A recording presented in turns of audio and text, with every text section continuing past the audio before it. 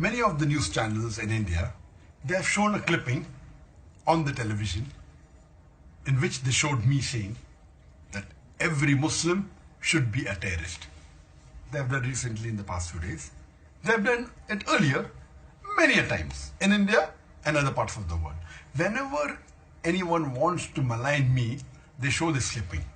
But to give you the fact, this clipping, yes, it is me saying it, but it is out of context.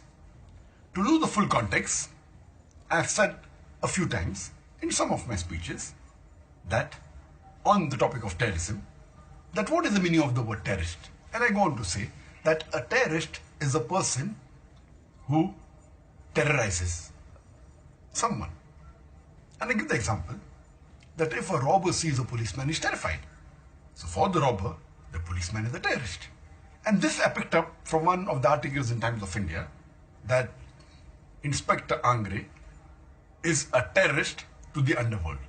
From there I got this, and I said in my speech that for the robber, the policeman is a terrorist. In this context, every Muslim should be a terrorist to the antisocial element. Whenever a robber, whenever a rapist, whenever a criminal sees a Muslim, he should be terrified. And every Muslim should be a terrorist to the antisocial element. But I went on further to say that commonly the word terrorist means a person who terrorizes an innocent human being. In this context, no Muslim should ever be a terrorist.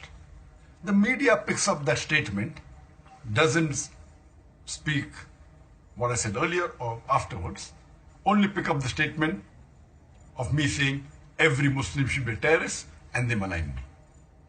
Even some of the newspapers, they gave the earlier context, but did not give in the ending where I said that commonly a terrorist means a person who terrorizes an innocent human being. And in this context, no Muslim should be a terrorist.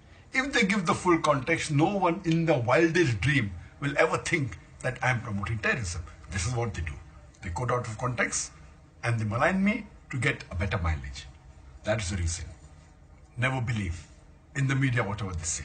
Always check up, as the Quran says in Surah Hujurat, chapter 49, verse number 6. When you get information, check it up before you pass it on to the second person. Islam condemns all acts of terrorism.